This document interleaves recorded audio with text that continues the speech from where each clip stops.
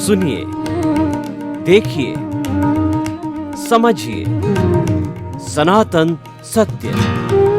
जैसी दृष्टि वैसी सृष्टि, दृष्टि विज्ञान।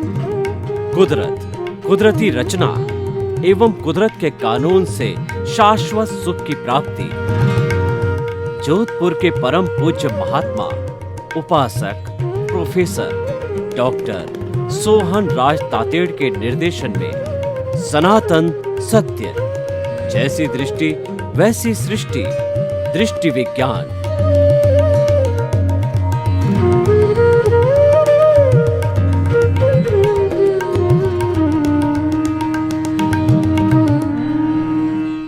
भाइयों और बहनों, मातृशक्ति को नमन। स्टूडियो में आपका हार्दिक स्वागत, अभिनंदन और सत्कार है।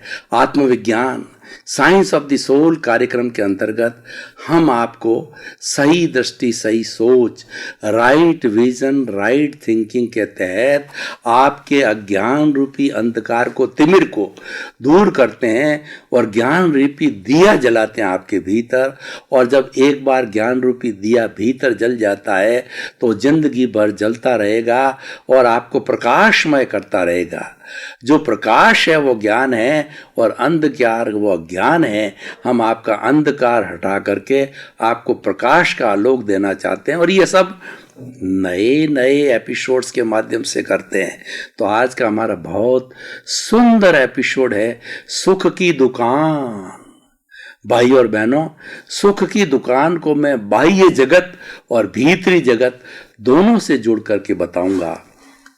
पहला, बाह्य जगत की बात करूं तो हम मार्केट में जाते हैं तो कई तरह की दुकानें होती है। हमारा ग्रस्त जीवन है तो ग्रस्त जीवन के अंदर बहुत सी चीज़ों की आवश्यकता होती है। ऐसी हमारी राजस्थान में कहावत है कि तामणी तेरे वाना मांगे। हम जब भोजन करने बैठते हैं, तामणी का मतलब होता है हांडी, पकाया जाता है जिसके अंदर। तो जब हम पकाने बैठते हैं, सब्जी करते हैं तो अकेली सब्जी से काम नहीं चलता है। मिर्च चाहिए, मसाला चाहिए, हल्दी चाहिए, धनिया चाहिए, घी चाहिए, पानी चाहिए, सब्जी चाहिए और तड़का चाहिए।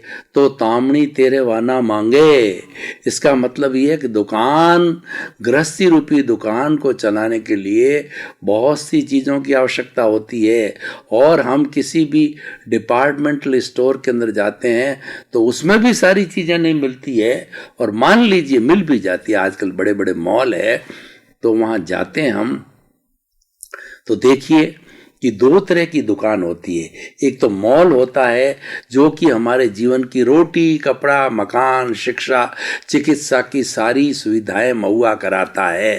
वो हमारी आवश्यकता है, वो हमारी नीड है, हर व्यक्ति को चाहिए। तो वो हम प्राप्त करते हैं और प्राप्त करके हमको सुख मिलता है। सुख किसमें मानते हम? मैं बाह्य सुख की बात कर रहा हूँ, अभी सारा टेम्परेरी सुख चल रहा है। हम भीतर जाऊंगा तो परमानेंट सुख की बात करूंगा। देखिए सुख किसमें मिलता है? भोजन करने से सुख होता है, गाड़ी है, घोड़ा है और आपका जो है अच्छा मकान है, आपका बैंक बैलेंस है जिसे हमारा रोटी, कपड़ा, मकान, शिक्षा, चिकित्सा, मूलभूत आवश्यकताएं जिससे पूरी होती है। और जिन चीजों से पूरी होती है वो सुख की दुकान है। अब मैं इसी बाह्य जगत की भी बात करूं तो बाह्य जगत में देखिए एक पास में जो है और भी दुकानें हैं, शराब की, भांग की, चरस की, वेश्यावृत्ति की, सब अपराधों की दुकानें खुली हुई है और होती है हमारे समाज के अंदर। हम जो मार्केट में जाते हैं, शराब की भी दुकान है, डोडा पोस्त की भी है। अब सरकार ने ऐसी व्यवस्था करी है, आवश्यकता नहीं वही खोल दी है। वेश्यावृत्ति की दुकान है तो वहाँ पे व्यक्ति जाता है, वो दुख की दुकान है। आपने शराब पिया, शराब पीने के बाद में आपका जब वो शराब चढ़ी तो आप गिर गए। आपके पास में कीमती घड़ी पहनी हुई है और जेब में आपके पैसा है तो कोई चीज़ उठा के ले जाता है, कोई भी वाहन आपके ऊपर चल के आप कुचल सकते हो। और आप जो है वो गंदी नाली में गिर गए तो उसकी बदबू आ रही है और वो गंदगी आपके शरीर पे आ जाती है, आपके कपड़ों पे आ जाती है। ये दुख की दुकान हो गई। तो ये आप पर निर्भर करता है। देखिए ये सारे टेम्पररी सुख और दुख है। अब ये आप पर निर्भर करना चाहते हैं कि आप सुख चाहते हो या दुख चाहते हैं। सुख चाहते हो, सुख की दुकान खोलो या सुख की दुकान पर जाओ।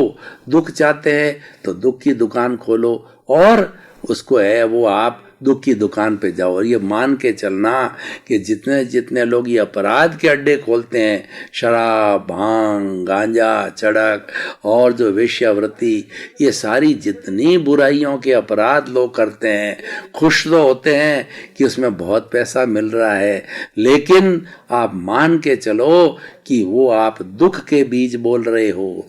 जितनी भी अनैतिक काम है, अनैतिक का पासा है, लगता तो अच्छा है लेकिन वह दुख देने वाला होता है। जैसे उदाहरण के तौर पर मैं आपको बताऊं कि हम बहुत ज़्यादा गरिष्ठ या मांसाहार भोजन लगते हैं, बहुत मीठा मीठा अच्छा अच्छा स्वाद लगता है, स्वाद के वशीभूत होके खा लेते हैं, लेकिन हमारे भीतर उपजता नहीं है, हमारे भीतर वो अजीर्ण हो गया, हम तड़पते रहते हैं और तड़पते रहने से कई बीमारियां भी हो जाती है।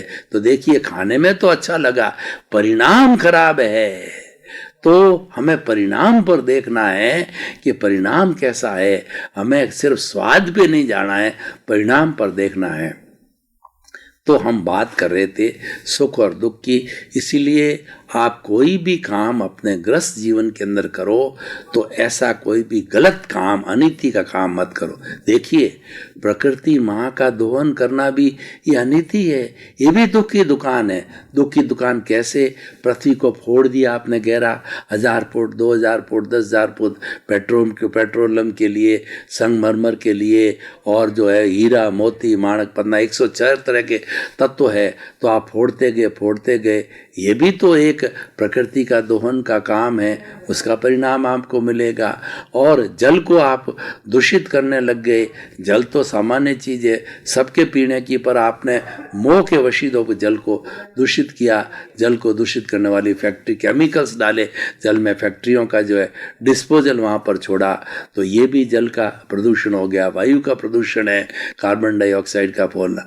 तो ये भी जो है अनैतिक कार्य है। हमको सुख की दुकान खोलने का मतलब धंधा ऐसा करना चाहिए। सुख की दुकान हमको सामने सामने नजर आ रही है, जिससे हमारा अर्जन होता है और जिससे हमारा जो परिवार का भरण पोषण है। सामने सामने देखिए आप कि कोई भी चीज़ जो हम ट्रेडिंग करते हैं, कपड़े की ट्रेडिंग है, सब्जी की ट्रेडिंग है, हमारे और भी बहुत से सैकड़ों तरह का आइटम की साफ साफ ट्रेडिंग करते हैं। इधर से लिया, उधर दिया, 5%, 10% अपना फिक्स्ड मुनाफा। हर चीज के ऊपर आजकल जो बड़े बड़े मॉल होते हैं, नो बार्गेनिंग, फिक्स रेट होती है। वो भी सुखी रहते हैं, ग्राहक भी सुखी रहता है, क्योंकि उन्होंने अपना एक नैतिक दायित्व बना लिया कि मेरे भी परिवार है, मेरे भी दुकान का खर्चा है, बिजली है, पानी है। तो वो सारा जो है उसकी ओर 5%, 10% ग्रॉस डाल के, जो भी अपना अपना विषय डाल के लेता है। बहुत अच्छी बात है, ये सुख की दुकान है। और इधर लिया, उधर लिया, किसी कोई गलत चीज़ नहीं दी कि साहब हमने जो है फूड पॉइजन हो गया, हमने भोजन गलत दे दिया, और उसके साथ साथ में दवाई है मिलावट वाली दे दी। और कई तरह के जितने भी मिलावटें करते हैं, हमारे मसाले वगैरह है, वो मिलावट करते हैं लोग अपने लोभ के लिए, स्वार्थ के लिए करते हैं। अधिक धम का जितने भी अपराध होते हैं, उसके पीछे मानसा ग्रीड की है। ये ग्रीड है, ये दुख की दुकान। चोट किस पर करनी है हमको? अभी तो मैं भीतरी जगत में नहीं गया हूं, अभी तो मैं बाहरी जगत की सुख की दुकान की बात कर रहा हूं। जितनी हमारी ग्रीड है, ये दुख की दुकान है। ग्रीड को समझना। देखिए, अगर मेरा 5 लोगों का परिवार है और 5 लोगों के परिवार के लिए मेरे को एक मकान चाहिए, एक गाड़ी चाहिए, और दूसरा क्या 5 को 3 मोबाइल चाहिए, और उतना मेरे पास बैंक बैलेंस चाहिए जिससे हमारा आराम से, यानी मेरी 20,000, 30,000, 50,000 जीती आवश्यकता है, उतनी इनकम चाहिए, और मैं नीतिपूर्वक करता हूँ इनकम, अच्छी बात है। तो ये सारा जो किया जाता है, ये नीड है, इसमें भगवान ने भी नीड को अलाउ किया है, समाज ने भी अलाउ किया है, और वो हमें करनी पड़ेगी क्योंकि हमारा दायित्व है। उसके बिना हम नहीं करते हैं तो हम दायित्व से च्युत होते हैं। अगर 5 का मेंबर आपका परिवार का है और आपको 50,000 की आवश्यकता है और वो आपकी नीड पूरी नहीं करते, उतना नहीं कमाते हो, तो ये भी आप जो है अपने कर्तव्य से च्युत होते हो। ये भी आपका अच्छा कार्य नहीं है, ये भी एक दुख की दुकान है, आपको नहीं करनी चाहिए। और भरण पोषण हो उतना सुख की दुकान है। अब मैं ग्रीड पे आता हूँ। आपको चाहिए एक मकान, आपने 10 मकान खड़े कर दिए, और आपको जो है वो आपने भोजन का संग्रह कर दिया। धन आपको नहीं चाहिए, करोड़, 10 करोड़, 5 करोड़, 20 करोड़ जो है आपने इकट्ठे कर लिए बैंक के अंदर इन्वेस्टमेंट करके, इधर उधर करके। तो ये सारी ग्रीड है। ये आपने इसीलिए करी है कि लोग मेरी मान्यता माने, समाज वाले लोग माने कि ये कुबेरपति है, ये धनवान है, ये अरबपति है। वो झूठे मोह के कारण जो है आपने ये कार्य किया। ये दुख की दुकान है। इसके परिणाम आपको आने वाले समय में भोगने पड़ेंगे, क्योंकि इतना जब शोषण किया जाता है उसमें अनीति अवश्य होती है, और उसके अंदर किसी व्यक्ति की हाय अवश्य लगती है। किसी व्यक्ति को दुख दे करके ही इतना एक्स्ट्रा अर्जित किया जा सकता है। तो मूल फोकस क्या है? किसी भी प्राणी को, 84 लाख का कोई भी प्राणी है, उसको दुख पहुंचता है, तो ये दुख पहुंचने का जो कारण है, ये सबसे बड़ा जो है वो भुगतने का कारण है। और यही परिणाम, यही हमको यही घुमाने वाला है, और यही सबसे बड़ा ज्ञान है। और ये जो स्थिति आश्रव की, किसी को दुख देना है प्राणी मात्र को, ये आश्रव की स्थिति है। ये हमें नहीं कहना चाहिए। छोटे छोटे प्राणियों को कुचल देना, उनको मार देना, और दूसरा उनका दोहन करना और पानी वगैरह इनका सबको दूषित करना, ये क्या है कि सारा जो है ये पाप का कार्य होता है। तो भाई और बहनों, ये सुख और दुख की दुकान मैंने व्यवहारिक जगत में बताई, पर ये सारा सुख और दुख टेम्परेरी है। ये आता है और जाता है, हर संजोग के साथ वियोग जुड़ा हुआ होता है। प्रकृति का नियम है कि हम जन्मे हैं तो हमारी मृत्यु निश्चित है। हर आने वाला व्यक्ति अपनी रिटर्न टिकट लेके आता है। जन्मने वाला व्यक्ति एक दिन मृत्यु अवश्य होती है। अगर हम मान लेते हैं कि ये व्यक्ति आज जन्मा है, मेरी पत्नी हो चाहे बेटा हो, और ये मेरे साथ में जीवन भर रहेगा, तो ये गलत सोच है और ये अज्ञान है। और हमको मानना चाहिए कि ये आत्मा अलग है, मैं आत्मा अलग हूँ। उसको निर्दोष आत्मा के रूप में देखो। उसको व्यवहार दृष्टि से तो आपका बेटा है, लेकिन जो है आपको निश्चय दृष्टि से देखो कि वह शुद्ध आत्मा है। उसको मैं नमन करता हूँ, मैं भी शुद्ध आत्मा हूँ। तो ये रियल रिलेटिव जो है, ये हमारे व्यू पॉइंट के अंदर आना चाहिए। ये बहुत ज़रूरी है। अब भाई और बहनों, हम भीतर जगत में जाते हैं। अब हम शाश्वत सुख की बात करते हैं।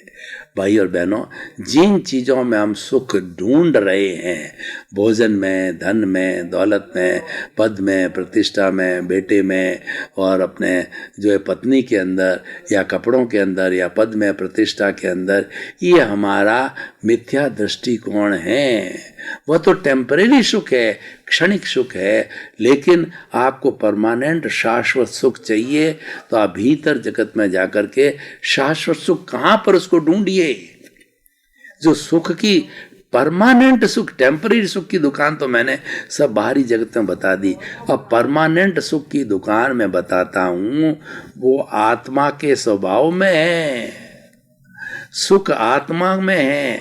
मैं उदाहरण देना चाहता हूँ कस्तूरी की मृग ज्यों कि जो कस्तूरी होती है वो मृग की नाभि में होती है, लेकिन वो मृग तृष्णा के वशीभूत होकर के वह चारों तरफ उसकी महक आती है, तो इधर उधर जो हिरण भागता है और देखता है महक कहाँ से आ रही है, बहुत अच्छी लगती है उसको ज्ञान नहीं कि मेरी नाभि में ही है, ये उसका ज्ञान है। इसीलिए उसको मृग मरीचिका कहा है, मृग तृष्णा कहा है। और वो सारा हम जीवन मृग तृष्णा का जीवन जी रहे हैं, अज्ञान का जीवन जी रहे हैं, हम मिथ्या दृष्टिकोण का जीवन जी रहे हैं कि सुख जिसमें है ही नहीं उसमें हम सुख ढूंढ रहे हैं। तो वो असली सुख जो है हमारे स्वभाव में है। क्योंकि आत्मा का स्वभाव क्या है ये जानो। हम चेतन तत्व है, और बाकी इस चेतन के अलावा ये जो शरीर है ये जड़ तत्व है। ये शरीर जड़ तत्व अलग है, और मैं चेतन तत्व अलग हूं, ये भेद विज्ञान है। हम दोनों साथ में, हम पड़ोसी है। इसका काम तो ये कि पूर्व जन्म में ये जो लेके आया है, इसकी मन वचन काया की सारी बैटरियां खुलती रहेगी, और मन वचन काया और उसकी कोई भी अवस्था से मुक्त, ऐसा मैं शुद्ध आत्मा हूं। ये तो मन वचन काया रूपी ये जड़ तत्व है, शरीर है, ये तो इस कुदरत के अधीन है, कुदरत के ताबे है। जब ये जड़ तत्व जन्म लेता है, यानी शरीर जन्म लेता है, इसको मिश्र चेतन, वास्तव में तो ये जड़ है, लेकिन मिश्र चेतन इसलिए बन जाता है कि आत्मा की हाजिरी है। आत्मा की हाजिरी के अंदर इसका हर एक अवयव, एक एक जो कोशिका है पावर हाउस बन जाती है, एक एक कोशिका जो है मिश्र चेतन बन जाती है, और चेतन जैसा वो एक्टिविटी करती है। लेकिन इसको अगर पहचानना हो कि वास्तव में जड़ कैसे है, तो आप परीक्षा कर सकते हो। कोई व्यक्ति लास्ट डेथ बेड पे होता है, तो उसकी डेथ होने के पहले पहले वो सारी एक्टिविटीज़ करता है, वो मिश्र चेतन की आती, बोलता है, बात करता है, सिर हिलाता है, आंखें टिमटिमाता है, और जब चेतन निकल जाता है, जब भीतर बैठा प्रभु उससे अलग हो जाता है, राम नाम शत हो जाता है, हंसा उड़ जाता है, तो फिर पीछे तो उसके सिर्फ जो है अंतराल, जब डॉक्टर डिक्लेयर करे नाउ इट इज डेड, उस क्षण को पकड़ो तो आपको लगेगा कि ये तो जड़ हो गया। अब वो फिर उसको हमारे अपने समाज के लोग आते हैं, ले जाओ देरी हो रही है, और इसका खून है पानी बन गया है, और इसके अंदर जो कीड़े लग रहे हैं, मकोड़े लगते हैं, उस जड़ को जलाया जाए। ये इसका बहुत बड़ा सटीक उदाहरण है। अगर हमें चेतन और जड़ के भेद को समझना है, तो ये हमेशा ध्यान में रखिए कि वो अवस्था को जरूर, जब डॉक्टर कहता है नाउ इट इज डेड, उस अवस्था को पकड़िए। डॉक्टर ने बोला नहीं है नाउ इट इज डेड, जो है वो सारा उसका इलाज चल रहा है, वो हिल रहा है, डुल रहा है, कोमा वाला भी है, तो वो भी क्या, अभी वो जो है वो मिश्र चेतन की अवस्था में है। और जब ये अलग हो गया, यानी आत्मा जब अंतराल गति में चली जाती है, आत्मा, देखिए आत्मा तो अक्रिया है, आत्मा कुछ नहीं करती है। आत्मा तो अपने स्वभाव में ज्ञाता दृष्टा भाव में रहती है। वो तो अनंत ज्ञान वाला है, वो तो अनंत रसन वाला है, वो अनंत शक्ति वाला, अनंत सुख का धाम है, परमानेंट सुख की दुकान है। वो केवल आत्मा में है और कहीं पर भी नहीं है। वो उसका गुण है, और वो आनंद उसका गुण है, वो आनंद है, वो परमानेंट सुख है, और परमानेंट सुख की दुकान है, जो मैं आपको, मेरा विषय है। मैं ये कहना चाहता हूँ कि परमानेंट सुख की दुकान है, वो आनंद है, वो भीतर है, वो आत्मा के स्वभाव के अंदर आए। तो हम ये बात कर रहे थे, और जितने भी हम कॉजेज डालते हैं वो अभिप्राय ओपिनियन से डालते हैं। जैसे उदाहरण के तौर पर देखिए कि हम जो है, हमारा ये कर्मों का जो है भुगतान हमारे चल रहा है, तो कर्मों के भुगतान के साथ साथ के अंदर जो है, देखिए हमारे सामने कोई व्यक्ति आ गया, कर्मों का भुगतान करने के लिए 10,000 रुपये हमसे मांगता है, और रोज़ रोज़ जो है वो हमको घंटी बजाता, क्योंकि उसका पैसे का भुगतान हुआ नहीं है, और हम तारीख देते हैं, उस तारीख पर हाजिर होकर के फिर घंटी बजाते हैं। वही व्यक्ति क्यों घंटी बजा रहा है? क्योंकि हमारा उससे हिसाब बाकी है। दूसरा व्यक्ति क्यों नहीं आ रहा? देखिए हिसाब इतनी चीज, छोटे रूप में आपको कहूँ कि एक जो है डोरमेंट्री में 5 लोग सो रहे हैं, 4 लोग खुर्राटे खींच रहे हैं, गहरी नींद में सो गए, और उस कमरे में मच्छर हैं, वो उन चारों को नहीं काटते। और एक व्यक्ति है जो रात भर खुजलाता रहता है, उसको बिल्कुल नींद नहीं आती है, और वो कहता है कि मच्छर काटे। सुबह कहता है मेरा तो सिर भारी है, मैं नींद नहीं ले सका क्योंकि रात भर मच्छर काटते रहे। अब 4 लोग कह रहे हैं यार हमारे को तो मच्छर नहीं काटे, तो हम तो बड़े आराम से नींद आई, तुम्हारे को मच्छर काटते। अब देखिए हियर लाइज द पॉइंट कि ये कुदरत का कानून क्या है, कुदरत की रचना क्या है कि 4 के साथ में उस जगह के मच्छरों का कोई हिसाब बाकी नहीं था, 5वें के साथ हिसाब बाकी था, तो वो बार बार उसके संपर्क में आ रहा था, और बार बार वो काट रहा था, और बार बार वो अपनी ओपिनियन अभिप्राय दे रहा था कि कितना ख़राब है, इनको मैं मार दूं, इनके ऊपर जो है वो कुछ तरह दवाई छिड़क दूं, और हाथ से लेके कई लोग मारते भी हैं। तो इस तरीके से करके ये सारा अभिप्राय ओपिनियन करके, राग द्वेष करके हम कॉजेज खड़े करते हैं, और व्यक्ति ये सोचता है कि देखिए अब मेरे कर्मों का जो ये मेरा कर्मों का भुगतान है इसीलिए आया है, तो इसलिए मुझे इसको दोषी नहीं मानना है, ये तो मेरा मैं इसको सहन करूं। समता भाव से उसको सहन करो कि इसको मैं सहन करूंगा तो मेरा हिसाब क्लियर होगा, ये मेरा इसके साथ जो हिसाब बंधा हुआ, क्योंकि इसके भीतर भी वही आत्मा है जो मेरे भीतर है, तो वो मुझे तभी काट रहा है कि पूर्व जन्म के अंदर मैंने इसको दुख दिया है, उस दुख का भुगतान करने के लिए आया है, तो उसको समता भाव से लेना चाहिए, तो हमारे नए कॉजेज नहीं पड़ते हैं। तो भाई और बहनों, ये जो अभिप्राय और ओपिनियन है, ये हम लगती बहुत छोटी है लेकिन इसकी मार बहुत लंबी है, यही कॉजेज बढ़ाती है और यही कॉजल बॉडी बनती है आगे जाकर के, और इसका हमें बिल्कुल सहारा नहीं लेना चाहिए। हमें शुभ चिंतन का सहारा हम ले सकते हैं। जो कुछ भी हम संसार के अंदर कोई भी बुरे लोग कार्य करते हैं, चाहे कसाई है, तो उनको हम उनके ऊपर ओपिनियन दें, उनके ऊपर अभिप्राय ओपिनियन देते हैं कि ये तो जो है कसाई है ये नरक गति में जाएगा नरक गति में, वो अपने कर्मों के अधीन जाएगा। लेकिन आपको अधिकार किसने दिया ये कहने का कि ये नरक गति के अंदर जाएगा? क्योंकि वो लक्षण देख के कहता है पंचेंद्रिय वध करता, सही है वो पंचेंद्रिय वध कर रहा है और नरक गति के बंधन का काम कर रहा है, लेकिन वो अपना कर रहा है, वो करता रहेगा। आप क्यों अभिप्राय और ओपिनियन किसी के बारे में देते हो कि ये गलत है, ये डाकू है, चोर है, कसाई है, लुटेरा है, जेब कतरा है? आप उसमें देकर के इन्वॉल्व होकर के और अपने कॉजेस को डालते हैं। अब देखिए कि अगर हमें वाकई जो है हृदय परिवर्तन करके द्वारा हमको किसी व्यक्ति को सुधारना है, सुधारना चीज अलग है, और राग द्वेष अभिप्राय और ओपिनियन में राग द्वेष है। राग द्वेष हमको डैमेज करोगे, हमको डैमेज होगा, और सुधार हम किसी का करना चाहेंगे तो वह जो हमारा एक कर्तव्य है, वह हमारा एक अच्छा पुरुषार्थ भी कह सकते हैं हम उसको, हम उस कसाई को समय दे करके समझावें कि भाई तुम ऐसा कर रहे हो, क्या आपको पता है कि जिस भैंसे को मार रहे हो और जिस जो है आप जो है बकरे को मार रहे हो या जिस मुर्गे को मार रहे हो, क्या आपको पता है कि इसमें भी वही जीव है, वही आत्मा है? आप भी किसी जन्म के अंदर पिछले जन्म में मुर्गा वगैरह ये रहे हुए थे, तो आपको आज आपको काटते हो, आने वाले जन्म में ये सारे जो है वो आपका बदला लेंगे, आपको काटेंगे। हाँ, ऐसा हो जाएगा तो मैं तो मर जाऊंगा। तो फिर उसका हृदय परिवर्तन होता है और उस चीज को वो छोड़ देता है। तो छोड़ देता है, ये आपने अच्छा कार्य कर गया।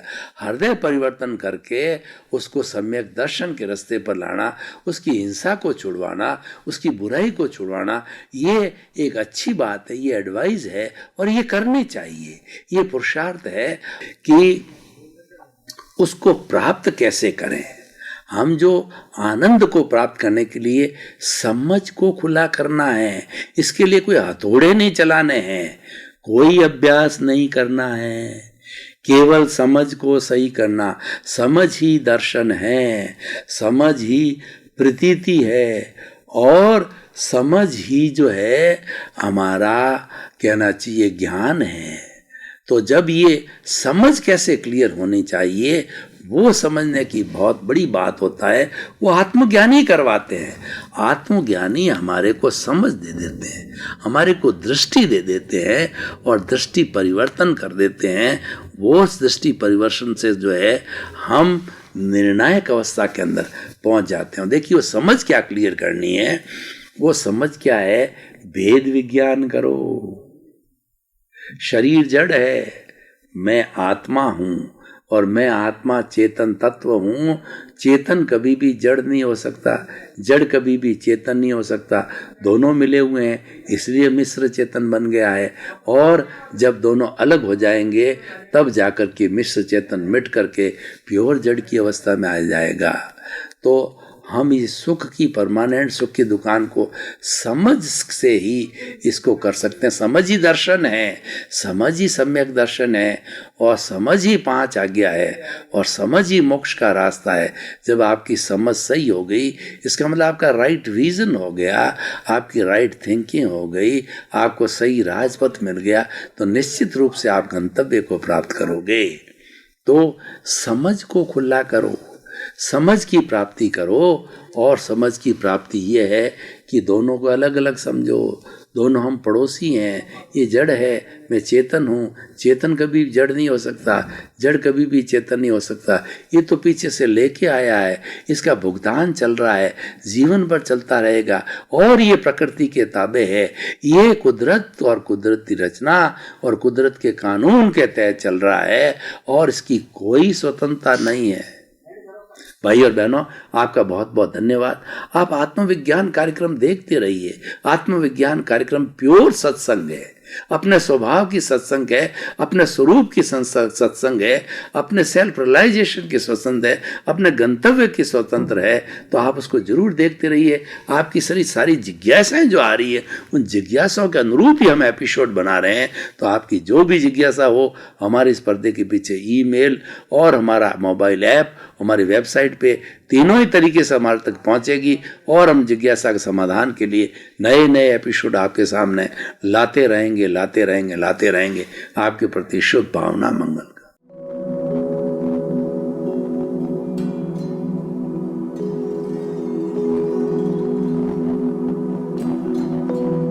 एक ऐसा अंतर्राष्ट्रीय ख्याति प्राप्त मानव जो गुरु प्रेरणा से पिछले 20 वर्षों से वानप्रस्थ जीवन जीते हुए 24 घंटे मानवता की सेवा में संलग्न है।